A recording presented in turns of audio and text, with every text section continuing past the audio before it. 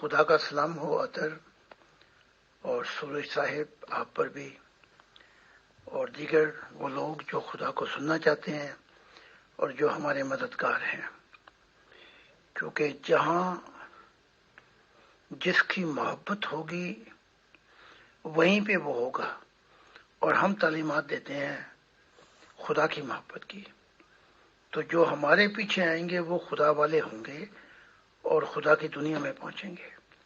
تو شروع کر دیتے ہیں۔ جی بہت شکریہ محترم زاہد خان صاحب آپ کی تشریف آوری کا۔ ہم آپ کا ہمارے آج کے اس پروگرام سچے لمحات خدا کے ساتھ میں خوش آمدید کرتے ہیں، ویلکم کہتے ہیں۔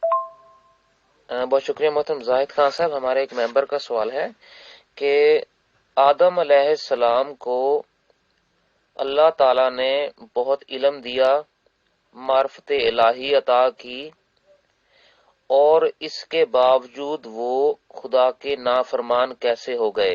بہت شکریہ جی۔ آدم سے مراد وہ شخص لیا جائے گا جس کی روحانیت جو ہے وہ آدمیت سے نکل کر آگے چلی گئی ہو، لیکن ہے یہ بھی بشر۔ تو جو ذمہ داری آدم کی تھی وہ خدا نہیں پوری کر سکتا، جو خدا کی ذمہ داری تھی وہ اس نے پوری کر دی۔ تو ایسے ایسے بھی نبی آئے ہیں جن کی روحانیت آدم سے ہزاروں گنا آگے ہے، تو پھر سوال اٹھتا ہے کہ خدا کی دنیا کیوں نہیں آئی؟ جیسے کہ محمد سوال کرنے والا اگر مسلمان ہے تو محمد صاحب مشن کے آخر میں بار بار آسمان کی طرف نگاہ کرتے تھے اور کہتے تھے کہ اے خدا تیری بادشاہت کا میں انتظار کرتا ہوں۔ تو روحانیت تو ان کی ہی بہت زیادہ تھی، تو پھر وہ خدا کی دنیا کیوں نہیں لے کے آئے؟ نہ آدم لا سکا، نہ دوسرا آدم لا سکا، عیسیٰ اور بڑے بڑے نبی۔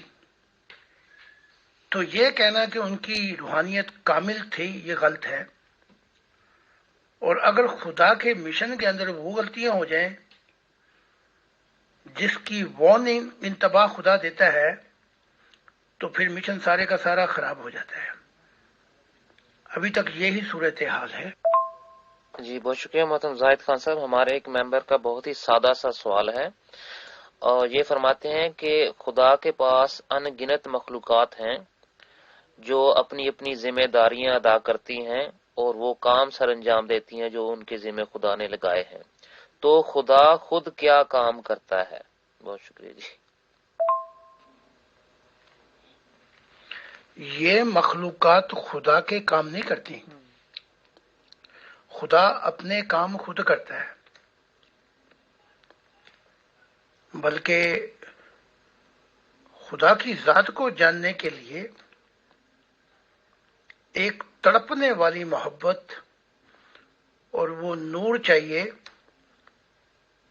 جو کچھ سیکنڈ کے لیے خدا کے حضور پہنچا دے، تو وہاں پتہ لگے گا کہ خدا کو ان گنت کام ہے کلے جہانوں کو بنانے کے، اور وہ بہت کچھ کر رہا ہے جس کی خبر ہمیں نہیں۔ تو اس نے کوئی ٹھیکہ نہیں دیا ہوا ان مخلوقوں کو کہ میں ویلا بیٹھ گیا ہوں اور میرے کام تم کیا کرو۔ یہ مخلوقات اپنے آپ کو ہی درست کر لیں اور ٹھیک کر کے کامل کر لیں تو بڑی بات ہے۔ بہت شکریہ محترم زاہد خان صاحب۔ ہمارے ایک ممبر کا سوال ہے، موت کیا ہے اور اس کے ڈر اور تکلیف سے کیسے نجات پائی جا سکتی ہے؟ بہت شکریہ۔ جو سچا والدین خدا ہے اس نے موت کو اس طریقے سے نہیں بنایا کہ تکلیف اور مصیبت اور ڈر سے۔ اگر موت کے وقت مصیبت ہو، تکلیف ہو، ڈر ہو، تو پھر اس شخص کی کرتوتیں بتاتی ہیں اس نے بھی بڑے ظلم کیے ہیں، لوگ مارے ہیں، چاہے وہ نبی کیوں نہ ہو، ورنہ موت ایک خوشخبری ہے دوسری زندگی کی۔ موت خدا سے محبت کرنے والے کے لیے نجات ہے اس دنیا کے قید خانے سے، اور وہ جب موت سے پہلے ہی اپنا ٹھکانہ دیکھ رہا ہوتا ہے تو اس کا موت کے وقت ایک قدم تو وہاں ہوتا ہے جہاں اس کی محبت ہوتی ہے، تو پھر خدا کی ذات اور فرشتے کہتے ہیں اپنا دوسرا قدم بھی اٹھا تاکہ اس قید خانے سے نجات ملے تجھے۔ تو موت تکلیف نہیں ہے، یہ ایک نئی زندگی کا مضمون ہے۔ تکلیف ان کے لیے جو ظالم ہیں، جنہوں نے ظلم کیے، ڈاکے ڈالے، انسانیت کو برباد کر دیا۔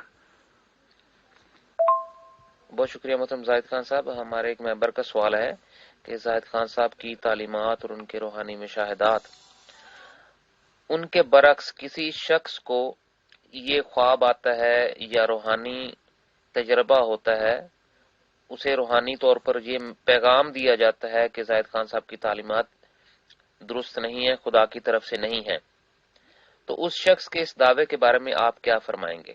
بہت شکریہ۔ ہر انسان کی نیت دیکھی جائے گی۔ اگر کوئی شخص، خوابیں تین ہیں، ایک تو شیطانی خوابیں ہیں، ایک بشارت ہے، اور ایک ذہنی اخراج ہے، جیسے آدمی زندگی گزارتا ہے۔ تو ایک شخص جو مخالف ہے، اندر سے بغض لیے ہوئے ہے، اور اگر اس کو وہ اس طریقے کے ساتھ پوچھتا ہے اور پھر اس کو خواب دکھائی جاتی ہے میری تعلیمات جھوٹی ہیں، تو اس سے میری تعلیمات جھوٹی نہیں ہو جاتی، کیونکہ یہ کفار مکہ کو بھی آتے تھے، کیونکہ میری تعلیمات جو ہے یہ سنگم ہے خدا سے ملن کا، تو یہ تو بالکل جھوٹی نہیں ہو سکتی۔ وہ آدمی جھوٹا ہو سکتا ہے، لیکن اس کے برعکس اگر کوئی ذہن کو خالی کر کے خدا کو پانے کی جستجو میں آئے گا اس تعلیمات کو اور اس کی دعا کرنے کے لیے، تو خدا کا یہ قول ہے کہ میں سیدھے راستے پہ کھڑا ہوں اور ان کو اپنی منزل کی طرف لے جاؤں گا۔ تو ہم لوگوں کے ذمہ دار نہیں ہیں کہ وہ کیا دیکھتے ہیں، ہم تو اس چیز کے ذمہ دار ہیں کہ ان تعلیمات سے جو خدا نے دی وہ وعدہ وہ پورا ہوتا جا رہا ہے اور لوگ خدا سے ملتے جا رہے ہیں۔ تو اس انسان کو چاہیے کہ وہ عشق محمدی میں پھنسا ہوا ہے یا عشق عیسیٰ میں، یا اس کے اندر کے بغض کیا ہیں، تو وہی نہ کہ دھول چہرے پہ تھی ہم آئینہ صاف کرتے رہے۔ تو روحانیت میں کبھی انسان ٹھوکر نہیں کھا سکتا، کیونکہ خدا اس کا ہاتھ پکڑ لیتا ہے۔ بہت شکریہ محترم زاہد خان صاحب۔ ہمارے ایک ممبر کا سوال ہے، اور یہ سوال اس اردو سوال و جواب کی نشست کا آخری سوال ہے۔ ایک ممبر یہ پوچھتے ہیں جی کہ ون گاڈ فیملی کا کانسیپٹ جو آپ نے انٹروڈیوس دیا ہے انسانیت کے لیے، ایک الہی خاندان، اس سے کیا مراد ہے اور اس کا کیا کام اور ذمہ داریاں ہیں، اور اس پر خدا کی کیا برکتیں ہوں گی؟ بہت شکریہ۔ آپ دیکھ لیں کہ ایک خاندان کا جو دائرہ ہوتا ہے، جو فرد ایک خاندان بناتا ہے، وہ اپنے خاندان کے لیے، خاندان کی محبت وفا میں ساری قربانیاں دینے کے لیے تیار ہو جاتا ہے، بلکہ اپنی زندگی بھی، کہ میرے بچے، میرا خاندان سکھ پا جائیں۔ تو خدا کی ذات نے جب آدم کو چنا تھا، وہ چاہا یہ تھا کہ ایک ایسا خاندان ہو جو خدا کی محبت اور خدا والا ہو۔ وہ تو نہیں ہو سکا، آدم سچے رستے سے بھٹک گیا، ننگے ہو گئے، آدم بھی ننگا ہو گیا، اس کی اولاد بھی۔ اب ہم جو ایک انسانیت کے خاندان جس کا محور خدا کی ذات ہوگی وہ یہ ہوگا کہ اب جو نیا آدم میں ہوں، میں نے اپنے خاندان کو خدا سے ملا دیا ہے۔ اب اس کی ذمہ داریاں اس خاندان کی یہ ہیں کہ جو سب کچھ میں نے ان کے لیے کیا ہے، کہ ان کو خدا سے ملایا، ان کو محبت دی، ان کا اندھا پن دور کیا، یہ اب خاندان سوسائٹی کے لیے زندہ رہے۔ یہ ہم کام نہیں کرتے، خاندان تک ہماری محبت ہوتی ہے، سوسائٹی کا بیڑا غرق ہو جائے ہمیں کوئی پرواہ نہیں، قوم جاتی ہے تو جائے، ہمیں کوئی پرواہ نہیں۔ تو اب یہ جو میرا خاندان ہے یہ سوسائٹی کے لیے اپنی زندگی وقف کر بیٹھا ہے، تو پھر ایک سوسائٹی بھی خاندان ہو گئی خدا کی، وہ بھی روحانیت میں آ جائیں گے، تو پھر سوسائٹی قوم کے لیے زندہ ہوگی، اور قوم پوری دنیا کے لیے زندہ ہوگی۔ جب یہ محبت آگے بڑھ کے دنیا کے حال پہ آئے گی تو پھر ایک انسانی خاندان جس کا محور خدا کی ذات ہوگی، یہ وہ خاندان ہوگا کہ جس میں قانون نہیں بلکہ محبت ہوگی۔ ایک انسان کی تکلیف سارے انسانوں کی تکلیف ہوگی۔ اس کے فائدے یہ ہیں، اور اس کے لیے ہم کوشش کر رہے ہیں پوری زندگی کہ سوسائٹی بھی ایک خاندان جیسی ہو، قوم بھی ایک خاندان اور دنیا بھی ایک خاندان، تاکہ یہ سارے مسائل، ظلم، جھگڑے ختم ہو جائیں، کیونکہ اپنے خاندان پہ کوئی ظلم نہیں کرتا۔ بہت شکریہ محترم زاہد خان صاحب، آپ کی اس قیمتی وقت کا، روحانی رہنمائی کا، اور ہمارے ایڈمن اور ہماری ٹیم جناب محترم سورج خان صاحب کا، اور تمام دیگر ممبران کا جنہوں نے وقت دیا۔ ہم یہاں سے آپ کو لیے چلتے ہیں ہمارے انگلش ٹرانسمیشن کے chat group one God family question answer میں۔ بہت شکریہ، خدا حافظ۔ میں آپ کے صبر کو پڑھوں گا، تھوڑا سا سوال و جواب دے دوں تو خدا آپ کی روحانیت بڑھاتا رہے، اور ایسا وقت نہ آئے کہ کیونکہ بہت سے انبیاء روحانیت سے پھر چلے گئے پرانی دنیا میں، تو یہ رستہ جو ہے یہ بڑی استقامت چاہیے، تو اپنے سب نبیوں کے لیے میری یہی دعا ہے۔ تو میں آ جاتا ہوں۔